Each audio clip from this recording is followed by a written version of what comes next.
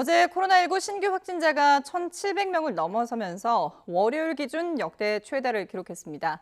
추석 연휴에도 확산세가 이어지면서 정부는 연휴 이후에 확진자가 점진적으로 늘어날 수 있다는 전망을 내놨는데요. 전문가와 함께 분석해 보겠습니다.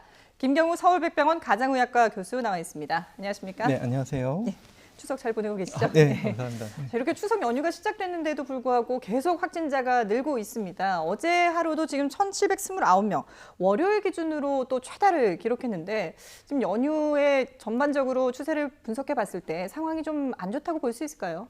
네, 최근 들어서 꾸준히 한 주간 평균 확진자 수가 3%씩 전국적으로 증가하는 양상을 꾸준히 보이고 있고 3%는 그렇게 많은 증가율은 아니지만 워낙 확진자 수가 많기 때문에 일일 신규 확진자 수 증가세도 많다고 봐야 될 것 같고요. 네. 이제 사회적 거리 두기가 일부 조정된 것이 9월 6일부터 10월 3일까지 적용되고 있는데 그런 영향이라든지 아니면 이제 백신 접종률이 증가하고 있지만 우리가 어느 정도 2차 접종까지 하고 나서 한 2주는 지나야지 좀 효과가 나타날 수가 있고 또 변화된 방역 상황이 확진자 추세로 나타나기까지는 또 시간 소요가 걸리기 때문에 이런 여러 가지 복합적인 요인들이 앞으로 이제 어떻게 나타날지 좀 계속 모니터링이 필요한데 확진자 수 자체의 어떤 그런 규모도 중요하지만 그 내용이 어떻게 변했는지도 연령대별이라든지 예방접종 상태별이라든지 위중증 환자 발생률이라든지 이런 것도 같이 지표를 모니터링하는 것이 필요할 것 같습니다. 지금 잠깐 언급을 하셨는데 지난주에 이 1차 백신 접종률이 70%를 넘지 않았습니까? 그럼 상당히 이제 많이 접종을 했다라고 볼 수 있을 텐데 그럼에도 불구하고 왜 이렇게 이 확진자 수는 계속 증가하고 있는지 이게 그냥 쉽게 생각한다면은 백신 접종률이 높아질수록 확진자 수도 조금 줄어야 되는 게 아닌가라는 생각이 들거든요. 네, 아마도 이제 그런 효과가 나타날 것으로 기대가 됩니다. 그래서 1차 접종률 70%가 되면서 접종 완료율도 한 43%까지 증가를 했는데 2주 전에는 뭐 한 60% 1차 접종률이 그 정도밖에 안 됐고 한 36% 접종 완료율이었기 때문에 그때보다는 확실히 이제 접종 완료율이 증가했기 때문에 그것이 이제 확진자 감소세로 나타나는 데까지는 역시 또 시간이 걸리고 또 확진자 수로 반영되기까지는 시간이 걸리는데 예방접종률 효과 자체보다 우리가 사회적 거리 두기의 강도, 사람들이 대면 접촉이 얼만큼 많아졌는가라는 것이 더 큰 영향을 줄 수가 있어서 우리가 이제 9시까지 식당이나 카페에서 매장 내 취식 같은 것들이 10시로 완화되면서 실제 입장 인원이 어느 정도 증가했는지 그런 2차로 가는 호프집에서 매출이 어느 정도 증가했는지 인원 같은 경우 이제 QR코드로 우리가 몇 명이 다녀가는지 알 수가 있을 것 같고 또 얼마만큼 많은 사람들이 이용했는가도 역시 매출액 증가로 봐서 사람들이 대면 접촉이 많이 증가했구나 이런 간접적인 지표도 함께 모니터링이 가능할 것 같습니다. 그 말씀은 이동량하고도 결국은 연결이 되는 내용인데 방역 당국에서도 지난 추석보다도 이번에 한 3.5% 정도 이동량이 늘 것으로 전망을 했더라고요. 그러니까 이게 확실히 아무래도 많이 이동을 하고 사람들이 만나는 시간이 길어지다 보면은 확진될 가능성도 높다 이렇게 볼 수 있는 거죠. 네, 그렇습니다. 그래서 이제 작년 추석하고 비교하기에는 올해 추석이 또 너무 상황이 달라져서 나쁜 점은 지난 추석에는 일일 전국 신규 확진자 수가 670명이었는데 지금 뭐 1,700명, 2,000명 가까이 나오니까 확진자 수도 너무 많고 또 접촉력이나 전염력이나 전파력이 높은 델타 변이가 지금 99%를 차지하고 있는데 또 한편으로 이제 예방 접종이 계속 진행되고 있기 때문에 그런 복합적인 효과가 올 추석에 어떻게 나타날지 봐야 되는데 아무래도 이제 이제 늘어날 가능성에 대해서 우리가 좀 미리 준비를 하고 어떤 요인들이 영향을 미칠지 미리 대비하는 준비는 이제 필요할 것 같은데 가장 중요한 것이 예를 들면 이제 병상 부족 문제 이런 것들에 대해서 특히 위중증 환자들이 늘어날 가능성은 없는지 현재 발생하는 분들의 연령 고령층이 많이 발생한다든지 또 미접종자 중심으로 많이 발생한다든지 이런 영향이 나타나면 조금 보다 선제적인 준비가 필요할 것 같습니다. 오늘이 이제 아무래도 추석 당일이다 보니까 이제 뭐 성묘를 가시는 분들도 있고 할 텐데 앞서 저희가 이제 취재 기자가 나가 있는 파주 그 추모공원 같은 경우에는 한적하더라고요. 근데 그래도 가족 단위로 어쩔 수 없이 이제 성묘를 하시는 분들도 계실 텐데 어떤 점들을 좀 주의를 해야 될까요? 네, 이제 방역 당국에서 당부한 방역 수칙, 특히 이제 환기를 적극적으로 항상 열어놓을 정도로 적극적으로 충분하게 하시고 그다음에 만남의 시간을 좀 짧게 해주시고 이런 노력들이 감염 전파 위험을 낮출 수가 있기 때문에 지금 자막에도 나갔습니다만 말씀하는 방역 당국에서 또 과하다 싶을 정도로 환기를 해야 된다라는 얘기를 했어요. 네, 그렇습니다. 그래서 창문도 여러 개 열어놓고 예. 방문까지 열어놓고 그렇게 하시는 것이 좋을 것 같고요. 하지만 또 보다 가장 또 큰 영향을 주는 것이 감염 가능성이 있는 분들이 가족 모임에 참여했느냐가 더 중요하기 때문에 네. 예방접종을 충분히 맞으시고 또 증상이 없는지 한 번 더 확인하시고 필요하면 PCR 검사까지 해서 만나시는 것이 보다 좀 안전한 만남이 되실 것 같습니다. 예. 지금 보건당국에서는 9월 중순에 이제 정점을 찍을 것이다라고 했는데 지금 뭐 이미 추석 연휴가 9월 중순 아니겠습니까? 그렇다고 보면은 2,000명에서 한 2,300명까지 이렇게 정점에 도달하고 그 이후에는 좀 줄어들 것 같다라고 전망을 했다가 이번에도 이 추석 연휴에 이동량을 보더니 분석을 해보니까 추석 전에 상당히 이제 많은 접촉이 있었고 또 이동량이 증가했기 때문에 추석 이후에도 결국은 또 계속 확진자가 늘 수밖에 없을 것이다. 이런 분석을 내놨거든요. 이게 좀 변화가 느껴지십니까, 교수님께서도? 네, 일단은 그 어떤 예측할 때 모델의 변수를 어떻게 가정했느냐에 따라서 확진자 수 추계가 많이 예. 차이가 날 수가 있겠습니다. 아마 이제 델타 변이의 전염력에다가 예방접종 진행률 이런 네. 것들을 변수로 넣었을 텐데 특히 이제 추석 연휴와 같은 어떤 사회적인 요인이라든지 또 사회적 거리두기 조정 같은 것들에 대한 변수가 이제 어떻게 적용됐느냐에 따라서 모델은 얼마든지 변화가 될 수가 있기 때문에 일단은 지금 예측한 것처럼 시기는 조금 좀 차이는 있지만 계속 증가세는 이어질 것 같은데요. 이제 어느 정도로 이제 많이 증가할 것인가, 2,300명까지 증가할 것인가 이것은 좀 우리가 봐야 될 것 같은데 예방 접종이 높아지면서 3, 4%씩 증가하던 양상이 다시 감소하면은 좋겠는데 지금 사회적 거리두기 조정을 우리가 추석 연휴가 끝나고 10월 이후에 어떤 거리두기 조정안이 적용될 것이냐도 역시 확진자 증가세에 영향을 좀 미칠 수 있을 것으로 예상이 됩니다. 그럼 교수님 보실 때는 이번 이 코로나19 사태 4차 대유행의 정점은 어느 정도 수치고 또 언제쯤 이게 정점이 될 거라고 보세요? 네, 일단은 지금 봐서는 증가 추세가 계속 이어질 가능성은 충분히 있을 것 같고요. 예, 우리가 현재 사회적 거리두기 방역 기조를 유지하게 되고 예방 접종률이 늘어나게 되고 이동량이나 대면 접종률이 더 증가하지 않게 되면은 접종이 늘어나면서 감소세로 줄어들 텐데 아마 거기에 따라서 이제 대면 접촉이 또 늘어나고 또 사회적 거리두기가 일부 완화되고 특히 이제 미접종자 중심으로도 만남이 대면 접촉이 증가하게 되면은 확진자 증가세는 계속 이어질 가능성이 많겠고 추석 연휴에 많은 만남이 어느 정도 있었고 그분들이 직장이나 학교로 복귀했을 때 지역사회에서 어느 정도 N차 전파가 될 것인가 그것들을 우리가 얼만큼 조기에 인지하고 충분히 빠르고 효과적인 역학조사로 추가적인 전파를 막을 수 있을 것인가 이러한 요인들이 앞으로 좀 확산세에 영향을 좀 줄 수가 있기 때문에 너무 많은 변수들이 연관이 돼 있어서 우리가 이제 앞으로 어떻게 하느냐에 따라서 우리가 정점을 언제 만들 수 있을 것인가, 감소세가 시작될 수 있을 것인가를 우리가 결정할 수 있을 것으로 생각이 듭니다. 그러니까 변수가 워낙에 많기 때문에 정점을 딱 콕 집어서 전망하기는 쉽지 않은 그런 상황인 건데 지금 또 이제 변수 중에 하나가 수도권의 확진자들이 상당히 많이 몰려 있단 말이죠. 그게 이번 추석을 계기로 해서 이제 비수도권까지 확산되지 않을까라는 우려를 하고 있는 건데, 근데 지금 수도권 같은 경우에는 7월 둘째 주 이후로 77% 지금 가장 많은 그 수치를 나타내고 있거든요. 수도권의 확진자를 좀 줄일 수 있는 뭔가 특단의 대책을 생각해 볼 수 있는 게 어떤 게 있을까요? 네, 일단은 우리가 기존에 해왔던 사회적 거리두기, 그다음에 신속한 역학조사와 접촉자 격리, 그리고 예방 접종 이렇게 세 가지로 생각해 볼 수가 있을 것 같고 그것을 우리가 보다 강화하고 하는 노력들이 필요한데 이제 추가적으로 한다면 우리가 작년부터 해왔던 이제 증상이 있으면 아프면 쉬고 검사 받기 이런 것들을 조금 더 적극적으로 해야 될 것 같고요.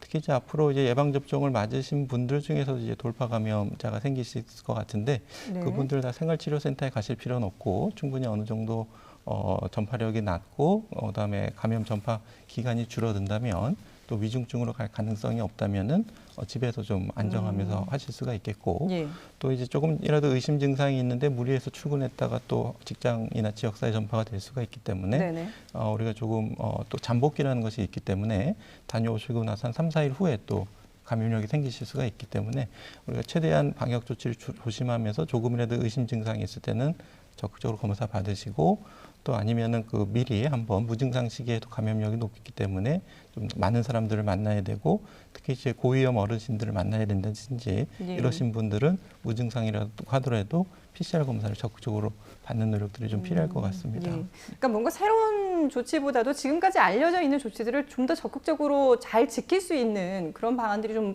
모색이 돼야 되겠다라는 생각이 드는데요. 지금 일단 뭐 접종률도 상당히 높아지고 있습니다. 1차 접종률이 70%를 넘어선 상황인데 정부는 다음 달 말까지 2차 백신 접종 완료율도 전 국민 70%를 달성하겠다고 밝혔습니다. 관련 내용 들어보겠습니다. 10월부터 본격적으로 진행될 18세에서 49세 연령층에 2차 접종을 안정적으로 진행한다면 10월 말까지 전 국민의 70% 수준에 대한 접종 완료를 충분히 달성할 수 있을 것으로 예상합니다. 네, 앞서 교수님께서 말씀하신 그런 방역 지침들, 뭐 사실 수도권뿐만 아니라 뭐 전국적으로 꼭 지켜야 되는 그런 사항들인데 그런 것들을 유지하면서 접종도 이제 빨리 좀 진행을 해야 되겠다라는 생각이 들거든요. 지금 정부가 얘기한 것처럼 다음 달에 이제 전 국민 70% 이상 2차 접종까지 완료하게 되면 우리가 생각하는 위드 코로나로 좀 더 다가갈 수 있는 그런 계기가 될 수 있지 않을까요? 네, 이제 그렇게 봐야 될 것 같습니다. 예. 이제 그리고 이제 확진자 수뿐만 아니라 미중증이나 또 이제 돌파 감염 같은 것도 사례도 좀 분석해야 될 텐데 아마도 이제 앞으로의 삶은 이제 접종자와 미접종자의 삶이 크게 갈리는 양상이 될 것 같습니다. 그래서 굳이 접종자에게 인센티브를 주지 않는다고 해도 네. 감염되신 미접종자는 굉장히 중증이나 사망 위험성이 높아질 가능성이 많기 때문에 피해가 많이 될 것 같고 또 접종을 완료하신 분들은 감염이 되시더라도 가볍게 감기처럼 지나가실 수가 있을 것 같고요. 또 우리가 확진자에서 어떤 격리라든지 접촉자 격리에서도 접종자와 미접종자가 구분된 그런 격리 조치가 적용될 가능성이 많기 때문에 접종자와 미접종자의 삶이 크게 이제 바뀔 것 같고요. 네. 그렇기 때문에 적극적으로 예방 접종을 맞으시는 것이 필요한데 특히 이제 앞으로 지금 접종을 맞고 싶어도 아직 허가되지 않은 임신부라든지 소아청소년에 대해서 아마 이제 조만간 접종이 확대될 가능성이 많겠고 네. 또 이제 돌파 감염은 대부분 안전하지만 그 중에서도 일부 또 위중증이 되실 수 있는 고위험군에 대해서는 추가 3차 접종을 통해서 보다 위험을 20분의 1로 줄일 수가 있겠고 이런 추가적인 조치를 통해서 보다 이제 접종을 하신 분들은 보다 이제 안전하게 진행될 가능성이 안전하면서도 일상생활에 더 가까운 삶을 누리실 수 있을 것으로 예상이 됩니다. 예. 그러니까 백신을 접종한 사람과 접종하지 않은 사람의 그 후유증도 그렇고 그 증상들도 상당히 이제 차이가 날 수밖에 없다라고 말씀해 주셨는데 아직 백신을 맞지 않은 만 18세 이상은 577만 명입니다. 그런데 이들의 예약률은 0.5%에 불과하다고 하는데요. 이 내용도 들어보시죠. 71.1%의 국민들께서 접종을 받은 상황에서 현재 추석 연휴 중 미접종자 예약률은 1%에 못 미치지만 연휴 이후에 보다 많은 미접종자들께서 접종에 참여할 것으로 기대합니다. 지금까지 계획으로는 9월 30일까지 사전 예약을 종료하고 10월 달에 다시 예약을 열 계획을 가지고 있지는 않습니다. 예. 적극적으로 백신 접종을 하는 사람들이 많아지면서 70%, 1차 접종을 한 사람이 70%를 넘긴 했습니다만은 아직까지 접종하지 않은 사람, 그리고 예약조차도 하지 않은 사람들도 577만 명 정도 됩니다. 이런 걸 본다면은 외국의 사례를 보더라도 뭐 접종을 할 사람들은 이미 다 했다라고 볼 수도 있을 것 같고, 그러니까 지금 아직 접종하지 않은 사람들을 어떻게 하면은 예방 접종을 할 수 있도록 독려할 것인가, 이게 좀 남은 과제가 될 것 같아요. 네, 그렇습니다. 지금 미접종자분들 중에서도 좀 다양할 것 같은데요. 그러니까 절대 안 맞겠다는 분도 계시겠지만 남들 맞는 거 보고 좀 기다렸다 맞겠다는 분도 계실 수가 있기 때문에 약간 주저하고 계신 분들 조금 더 우리가 설득하고 독려하면 예방접종을 참여하실 수가 있을 것 같고요. 그래서 예방접종을 더 늘려야 되겠고 또 스스로 좀 합리적으로 판단할 수 있는 자료를 좀 객관적으로 많이 충분히 드리고 선택하실 수 있도록 하는 것도 필요할 것 같습니다. 그래서 접종을 하지 않으신 분들은 근데 또 잘못된 정보를 가지고 접종을 안 맞는 경우도 있으실 수가 있기 때문에 보다 좀 정확한 정보를 알려드리고 선택하실 수 있게 해드려야 될 것 같고요. 결국 이제 위드 코로나 시대가 되면은 이제 결국 사회적 거리두기가 완화되고 일상생활로 돌아가게 되면서 절대로 안 맞겠다고 하시는 분들이 이제 피해가 많이 예상이 되거든요. 예. 그렇기 때문에 가급적이면은 이분들 우리가 맞고 싶으신 분들은 다 맞으신 다음에 우리가 뭐 백신 열차라 그럴까요? 이제 위드 코로나로 가는 차가 떠나기 전에 가능한 좀 많은 분들 탑승을 시키고 네. 위드 코로나로 좀 서서히 점진적으로 완화하는 노력들이 사회적인 합의가 좀 필요할 것 같습니다.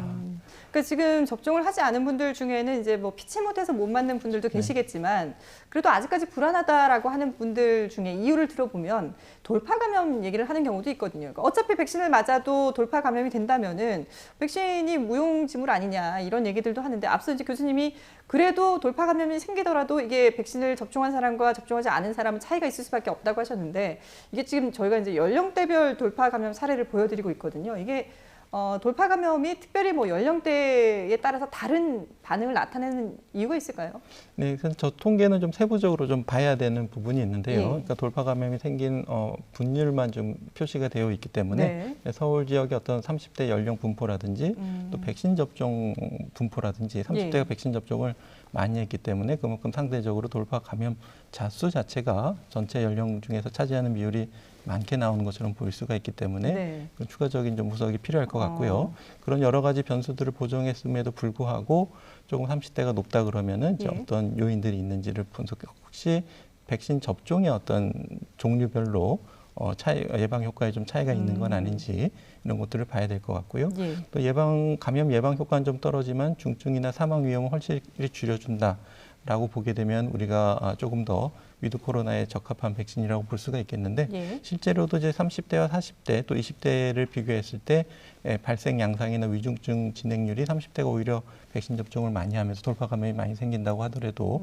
좀 적다는 우리가 통계를 조금 더 확인할 수 있다면 좀 자료 분석이 좀 도움이 될 것 같고요. 예. 지금 이제 돌파 감염이 위험하다고 볼 수 있는 것은 본인에게 위험한 것이 아니라 아직 미접종자가 많은 상태에서 주변에게 이제 감염시킨다는 점이 위험하기 때문에 예. 30대에서 돌파 감염이 많다고 해도 백신을 맞으신 본인에게는 크게 위험이 없기 때문에 일단은 그래도 지금 아직 미접종자들을 배려해서 네. 최소한 좀 방역 수칙을 잘 지켜주시고 하는 노력들은 계속 필요할 것 같습니다. 예. 그러니까 이게 백신 접종이 본인을 위해서도 그렇고 다른 사람을 위해서도 그렇고 꼭 접종을 해야 되는 그런 상황이 되는 건데, 근데 앞서 이제 방역 당국의 그 브리핑 내용을 보면 다음 달까지 이제 예약을 완료한 다음에 그 이후에는 미접종자들에 대해서 추가 예약을 받지는 않겠다라고 얘기를 했거든요. 그러면은 그분들 같은 경우에는 자신의 순서가 지나갔으면 이제 남은 백신, 잔여 백신을 맞는 수밖에 없는 건가요? 네, 지금 그렇게 이제 될 것 같습니다. 아마 예. 이제 예약을 해서 또 이제 그 예약한 의료기관에 또 정부에서 어느 정도 할당량 백신을 또 공급해주고 네. 이렇게 하는 어떤 사전 예약에 의한 접종은 어느 정도 마무리를 하겠다는 의견으로 보이고 말씀하신 것처럼 좀 맞으실 분들은 이미 좀 상당히 많은 분들이 접종을 완료하셨기 때문에 예. 추가로 맞으실 의향이 생기신 분들은 이제 잔여 백신을 활용해서 맞으실 수가 있을 텐데 아마 이제 18세에서 49세 2차 접종 같은 것들이 추석 지나서 굉장히 또 많이 진행이 될 예정이라서 예. 잔여 백신도 많이 발생할 가능성이 많고 또 이제 뭐 루마니에송 백신 같은 경우 이번 달 말까지가 또 유효 기간이니까 네. 또 그런 것들에 대한 공휴일을 앞두고 또 뭐 냉장으로 해동된 백신들이 또 이제 소모가 되고 이런 것 때문에 잔여 백신은 많이 발생할 가능성이 많기 때문에 일단 최대한 예약해서 안전된 본인의 예약대로 맞으시거나 예. 혹시 못 맞으셨다고 하더라도 특히 또 고령층 어르신들 중에서 못 맞으신 분이 계시다면 대신해서 예약해드리는 것이 가능하기 때문에 네. 이번 추석 연휴에 뵙고 나서 안 맞으셨다면은 적극적으로 가족분들이 좀 예약을 도와드리고 이런 노력들이 같이 좀 필요하실 것 같습니다. 그러니까 예전만큼 백신이 부족하거나 뭐 백신 대란이라고 할 정도의 상황이 아니기 때문에 혹시나 마음이 바뀌어서 내가 접종하고 싶다라고 하더라도 충분히 이제 잔여 백신을 이용해서 백신 접종은 할 수 있다라는 그런 말씀이신데요. 네, 앞서 이제 저희가 전달해 보도해 드릴 때 아이들에 대한 이제 연구 결과도 상당히 긍정적으로 나타났다라고 전해드렸거든요. 이 내용을 조금 설명을 해주셔야 될 것 같아요. 네, 그래서 이제 12에서 17세는 이제 많이 접종이 미국에서 뭐 수백만 명이 접종 소아청소년으로 이루어졌고 네. 이제 지금 5에서 11세 더 어린 연령층을 대상으로 연구를 했더니 보다 이제 안전하고 효과도 충분히 좋다. 안전성에 대해서는 물론 이제 2,300명을 대상으로 한 거기 때문에 예. 우리가 10만 명에 한 명꼴로 생기는 신근염에 대한 케이스는 이번 연구에서 한 명도 보고가 되지 않았는데 조금 더 이제 많은 접종이 일어나면서 이제 드문 이상 반응이 생기는지 모니터링은 필요하겠지만 어떤 발열이라든지 그러한 면역 반응 발생도 다른 연령층보다 훨씬 적게 나타났다라는 안전성을 확인했고요. 효과도 충분히 다른 연령층만큼 예방 효과가 뛰어나다라고 이제 발표를 해서 네. 지금 많은 이제 소아청소년 부모님이나 또 소아과 의사들도 굉장히 이 결과를 굉장히 많이 긍정적으로 높게 평가하고 있어서 아마 이제 이것이 이제 규제 당국의 허가를 받으면 예. 미국에서 이제 많은 접종이 5에서 11세에서 진행될 것으로 이제 예상이 됩니다. 근데 지금 보면은 우리 어른들 같은 경우도 임상시험 결과가 시간이 지나면서 조금씩 이제 그 통계가 바뀌는 경우들이 있거든요. 근데 아이들을 대상으로 한 건 물론 지금은 이제 뭐 화이자 측에서 밝힌 내용이기 때문에 오히려 이제 그 부작용보다는 이득이 더 크다라고는 얘기를 하고 있습니다만은 이게 혹시나 시간이 지나면서 아이들에게 또 몰랐던 부작용들이 나오지 않을까. 실제로 이제 아이들이 맞았을 때 개인별로 워낙에 차이가 있기 때문에 좀 부작용이라든지 이런 우려할 만한 그런 상황이 생기지 않을까 부모들 입장에서는 걱정이 될 수밖에 없거든요. 어느 정도 좀 신뢰를 할 수 있을까요? 네, 일단 우리나라보다 먼저서 또 보다 많은 접종이 이루어진 데이터를 충분히 좀 보셔야 될 것 같고, 네네. 근데 그런 데이터들은 굉장히 잘된 시스템에서 이상 반응이 잘 체계적으로 수집된 정보고 또 거기에 대해 원인에 대해서도 뭐 굉장히 뛰어난 전문가들이 다 분석을 한 자료이기 때문에 예. 일단 이제 소아청소년에서 이제 mRNA 백신의 가장 큰 이상 반응은 이제 신근염인데 뭐 1차, 2차 또 남녀 또 연령별로 어느 정도 차이가 난다는 것이 다 알려져 있기 때문에 네. 대부분 아마 이제 한 10만 명 중에 1명 정도 이제 신근염이 올 수가 있겠고 입원율이 높다는 것은 뭐 중증화된다기보다는 관찰을 위한 입원이기 때문에 코로나로 인해서 소아청소년이 입원하는 것과는 뭐 비교할 수가 없겠고 예. 그리고 우리 코로나를 지금 1년 10개월째 경험하고 있지만 최근에 유행하는 델타 변이에 특히 소아청소년에 대한 위험성 같은 것들은 아직 경험이 많지는 않지만 입원율이 훨씬 더 높고 또 이제 중증화율이 더 높을 가능성이 많다. 예. 무엇보다 전염력이 매우 높기 때문에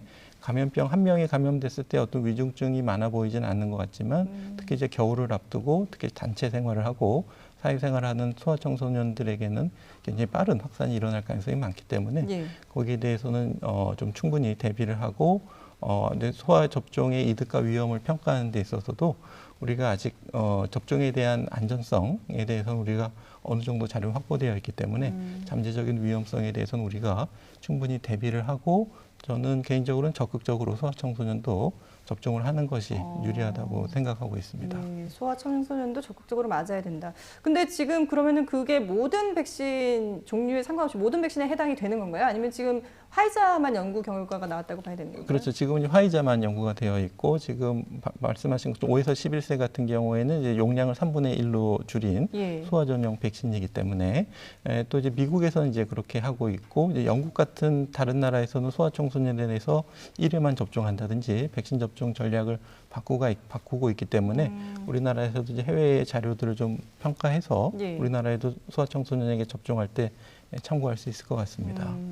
안전성이라든지 뭐 효과도 물론 이제 고려를 해야 되겠습니다만 물량도 생각을 해야 될 것 같은데 앞서 저희가 이제 속보로 한국과 영국이 이제 mRNA 백신을 받기로 했다라는 얘기를 전해드렸거든요. 이게 mRNA 백신은 일단 뭐 화이자나 모더나가 해당이 되지 않겠습니까? 근데 지금 이렇게 외국에서 이렇게 나라별로 좀 받아오는 물량들도 있고 합니다만은 아이들까지 확대를 하고 그리고 또 이제 뭐 추가 백신 그 부스터샷 얘기도 나오고 있는데 이렇게까지 계속 장기적으로 백신 접종을 한다면은 물량에는 문제가 없을까요? 네, 지금 정부에서 밝힌 백신 수급 계획을 보게 되면 9월 30일까지 아마 3천만 회 도수가 들어올 것으로 알려져 있고 네네. 또 4분기에도 뭐 9천만 회 정도 들어오는 것으로 계획은 잡혀 있는데 세부적인 어떤 백신 종류별로는 좀 그때가 돼봐야 되겠지만 예. mRNA 백신 물량은 충분할 것으로 이제 기대가 되고 소아청소년 아직 백신 맞지 않는 18세 이하 연령이 아마 6,700만 명 정도 되니까 예. 뭐 충분히 물량은 될 것으로 생각이 되고 다만 이제 5에서 11세 같은 경우에는 기존의 성인의 백신을 가지고 맞추는 것이 아니라 별도의 소아용 전용 백신으로 맞춰야 될 가능성이 있기 때문에 예. 그것은 이제 어떤 계약 상황에서 어떻게 될 수가 있는지 아니면 성인 백신을 용량을 더 줄여서 백신을 접종할 수 있는지 그것에 대한 추가 검토는 좀 필요할 것 같습니다. 예, 알겠습니다. 보건당국도 이달 안으로 12세에서 17세 사이 아이들에게 백신 접종을 할 것인지 여부 그리고 또 어떻게 할 것인지에 대해서도 계획을 발표한다고 했으니까요. 앞으로 좀 지켜보도록 하겠습니다. 네, 지금까지 김경우 서울백병원 가정의학과 교수와 함께 코로나19 상황 얘기 나눠봤습니다. 잘 들었습니다. 네, 감사합니다.